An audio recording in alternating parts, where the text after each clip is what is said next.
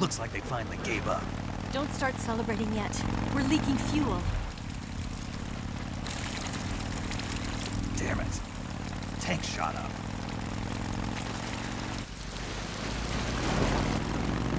Crap.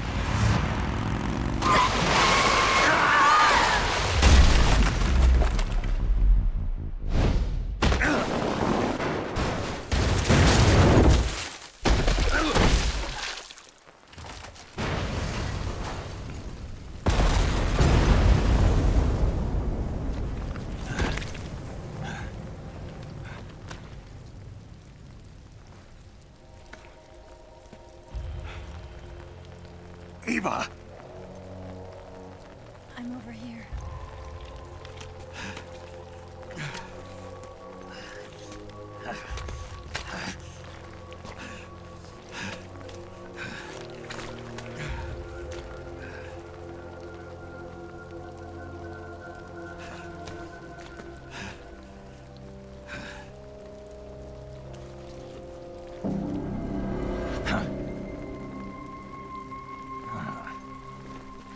Snake. How's it look? Pretty bad. Not a sensitive bone in your body. Eva, What about you, Snake? I'm fine. That's good to hear.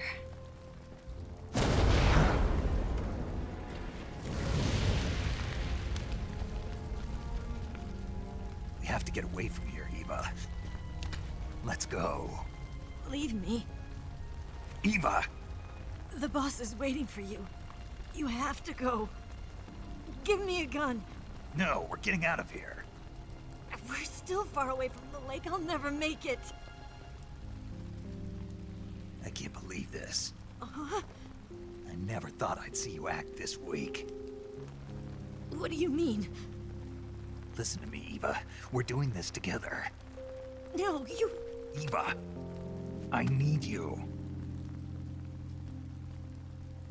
Say that one more time.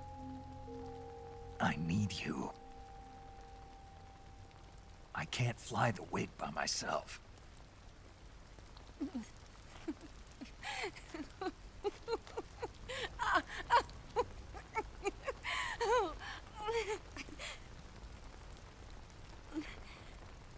All right, then.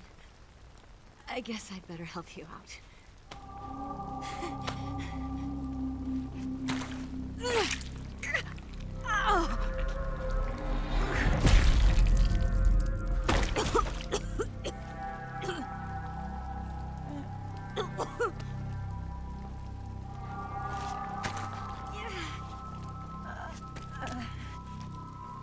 You're lucky to have me.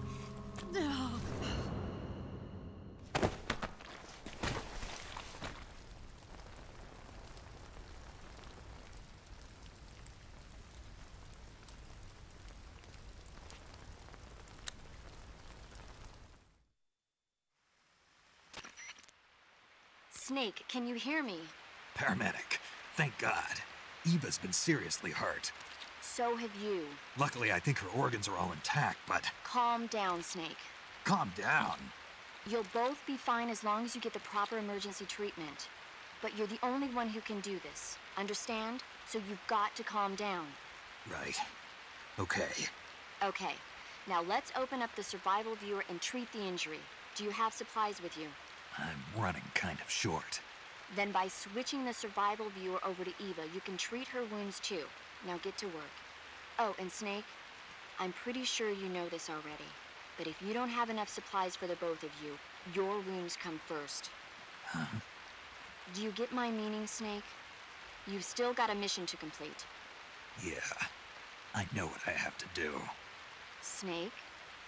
Like this.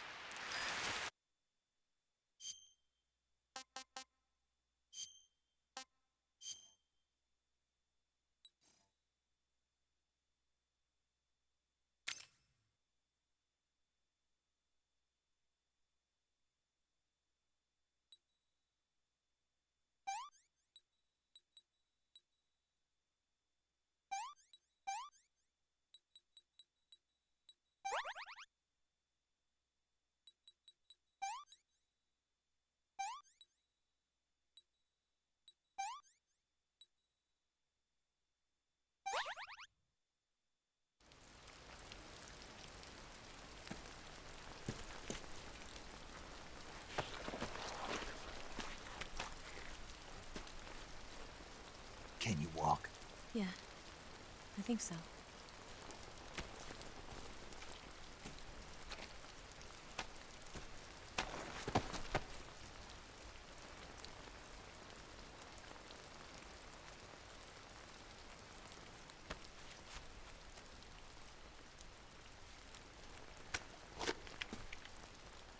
Here. It's different from the Mauser.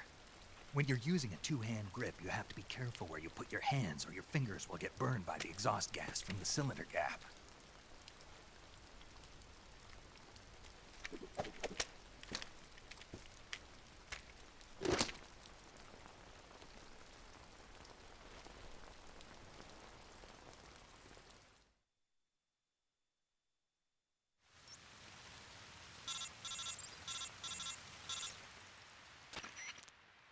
Snake, are you all right? I've been better.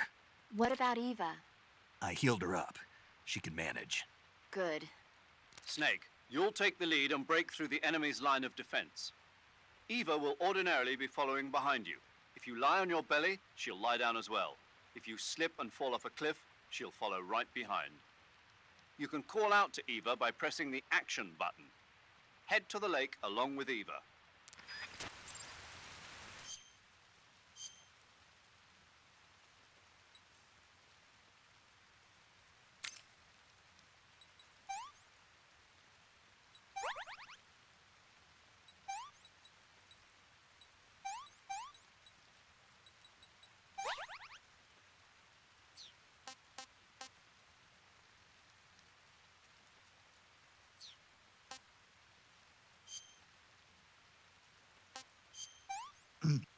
I can't take another bite.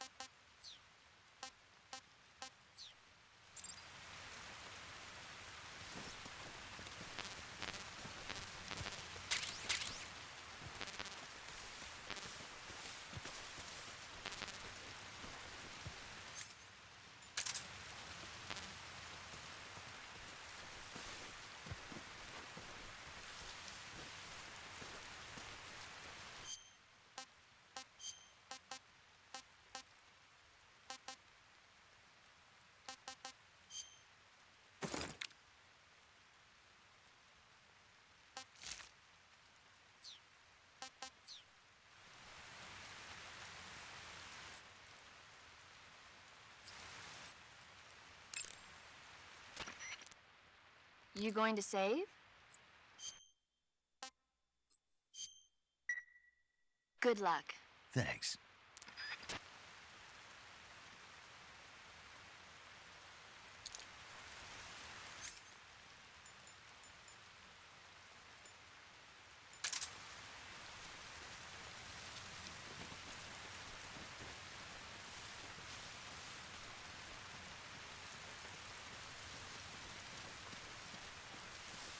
Ew.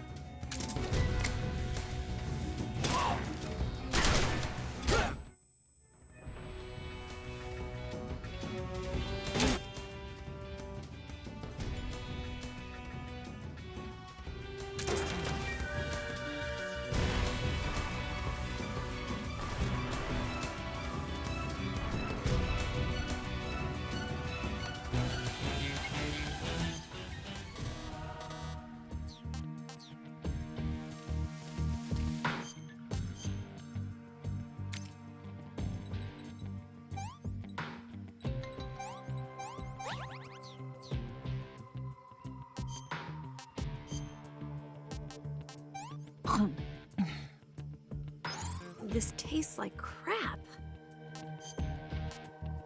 Oh, yuck.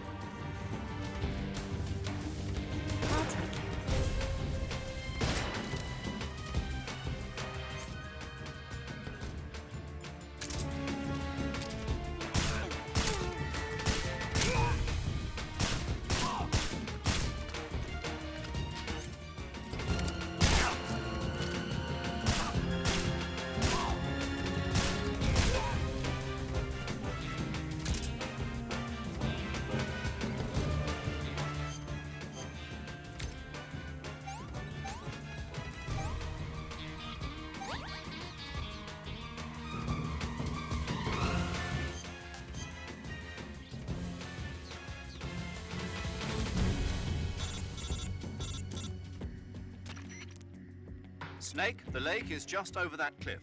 Eva should be able to climb it if you help her. Keep her close to you.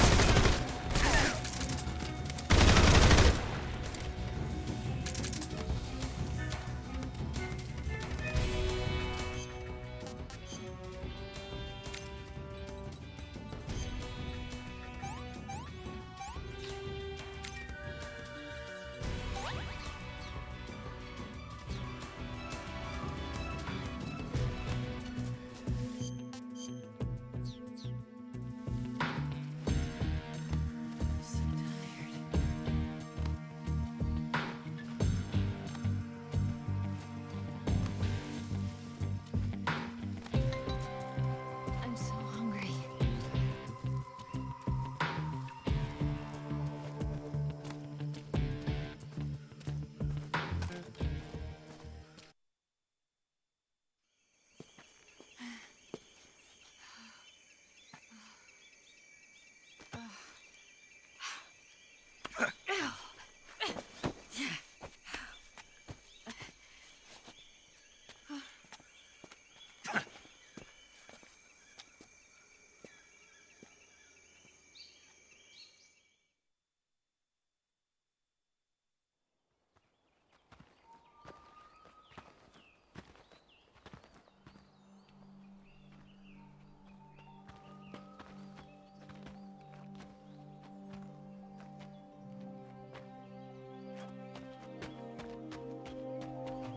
Come on, Snake.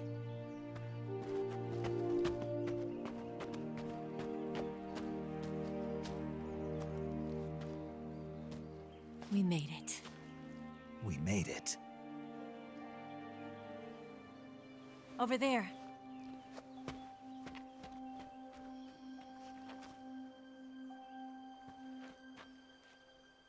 It's the boss, isn't it? I'll go get the wig ready to take off. Right. I'll leave you two alone. But come back in one piece, okay?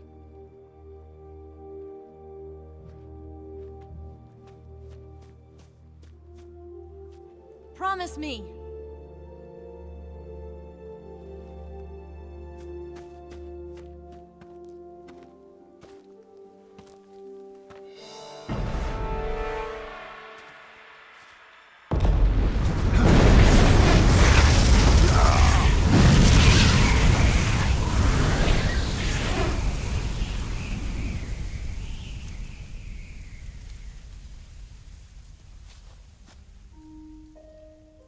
Life's end.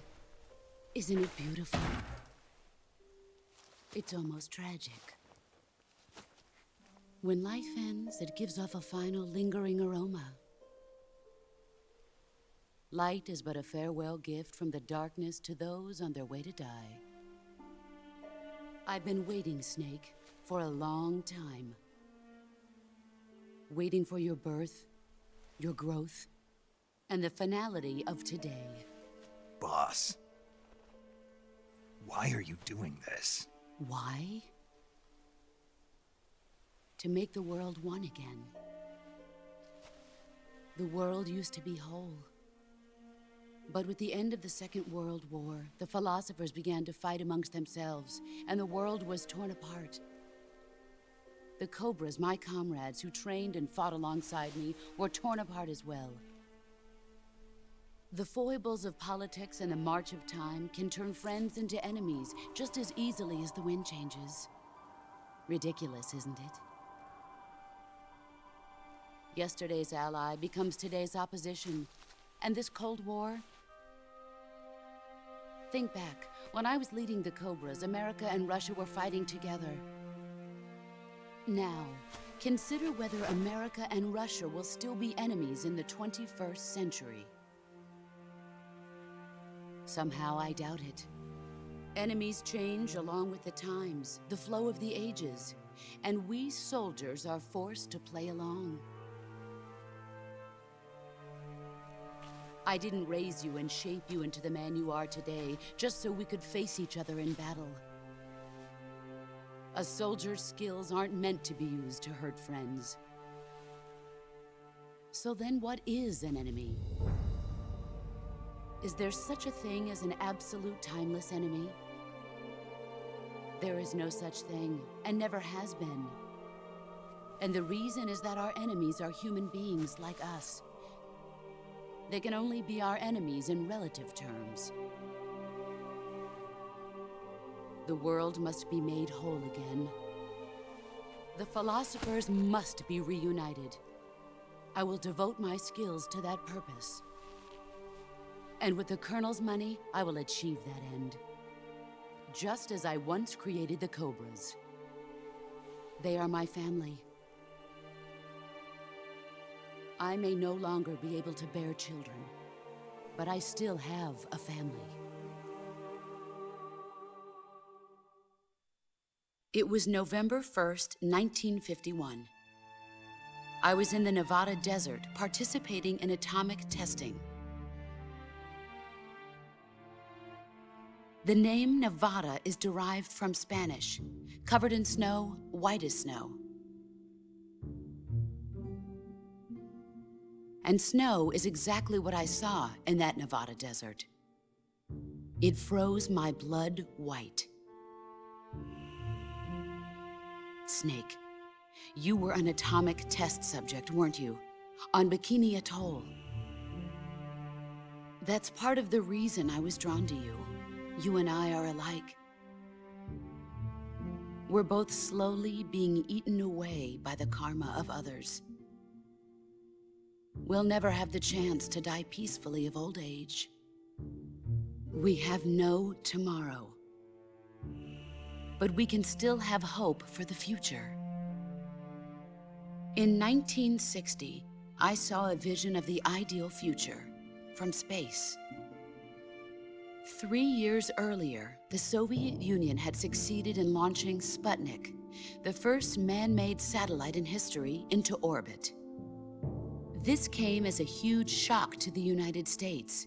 In response, America threw everything it had into its own manned spaceflight project, the Mercury program. Even as the Soviets seemed poised to send their first man into space, America was still experimenting with chimpanzees and rockets. The government wanted human data. So they secretly decided to send a human being into space. I was the one they chose. At the time, they didn't have the technology to block out cosmic rays, and whoever they sent up would inevitably be exposed to heavy radiation. That's why they chose me. After all, I'd already been irradiated once. Of course, you won't find any of this in the history books. I could see the planet as it appeared from space. That's when it finally hit me. Space exploration is nothing but another game in the power struggle between the US and the USSR. Politics, economics, the arms race, they're all just arenas for meaningless competition. I'm sure you can see that, but the Earth itself has no boundaries. No East, no West, no Cold War. And the irony of it is, the United States and the Soviet Union are spending billions on their space programs and the missile race, only to arrive at the same conclusion. In the 21st century, everyone will be able to see that we are all just inhabitants of a little celestial body called Earth.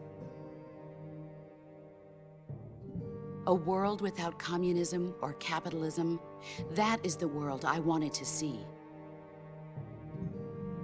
But reality continued to betray me. In 1961, I was sent to Cuba, to Bahia de Cochinos. It was part of a CIA-sponsored invasion under the guise of taking Cuban exiles back to their country. But the US government betrayed them. Our weak-kneed president held back their air support. Defenseless, the exiles were annihilated by the Cuban army. All I could do was watch in silence. I was set up by the very country I'd sacrificed so much for, by the very government I dedicated my life to defending. I was driven from the surface world, and I went underground. Then, 2 years ago, I faced the Sorrow, my old comrade in battle. He was my friend. But one of us had to die. I was left with no choice. The Sorrow gave his life for me. There is no enmity between us. One must live, and one must die. That was the mission. The ones who gave me that mission were the philosophers. Early in the 20th century, the true holders of power in the United States, the Republic of China, and the newly formed Soviet Union gathered together in a secret meeting that would later be known as the Wise Men's Committee. The secret pact they formed there marked the beginning of the philosophers. But the last of the original members died in the 1930s. After that, the organization began to run out of control, and the Wise Men's Committee degenerated into a mere shell of its former self. The philosophers of today have no sense of good or evil. Their influence extends to countries and organizations involved in every aspect of every war. They have become war itself. That's how they operate. The sacrifices of war cause a shift in the times. This shift leads to renewed conflict, and in turn triggers the next war. Like a nuclear chain reaction, each conflict sparks countless others, forming an endless spiral that will continue on for eternity. Do you understand what I'm saying, Snake? By consuming me and you, the philosophers intend to keep that cycle going forever. It was my father who explained all of this to me. He was one of them.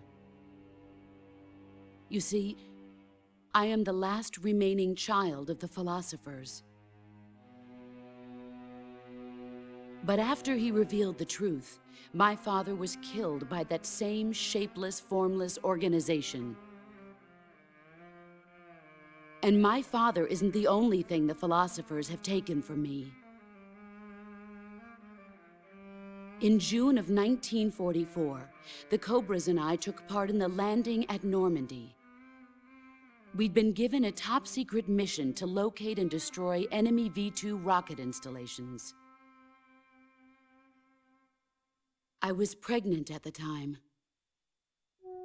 The Sorrow was the father. I gave birth on the field of battle. A beautiful baby boy. But my child was snatched away from me by the philosophers.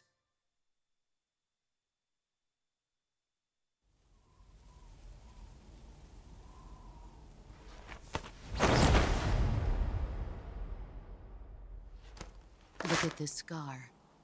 This is proof that I was once a mother. I gave up my body and my child for my country. There is nothing left inside me now. Nothing at all. No hatred, not even regret. And yet sometimes at night, I can still feel the pain creeping up inside me, slithering through my body like a snake.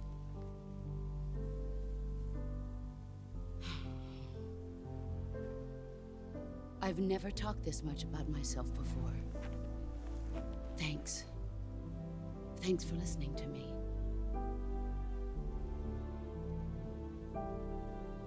I feel content. Snake, commence the operation. I raised you. I loved you. I've given you weapons, taught you techniques, endowed you with knowledge. There is nothing more for me to give you. All that's left for you to take is my life, by your own hand. One must die, and one must live. No victory, no defeat. The survivor will carry on the fight. It is our destiny. The one who survives will inherit the title of boss. And the one who inherits the title of boss will face an existence of endless battle. I'll give you 10 minutes. In 10 minutes, Migs will come and bomb the hell out of this place. If you can beat me in less than 10 minutes, you'll be able to escape in time. Let's make this the greatest 10 minutes of our lives, Jack. Boss. You're a soldier. Finish your mission. Prove your loyalty. Face me.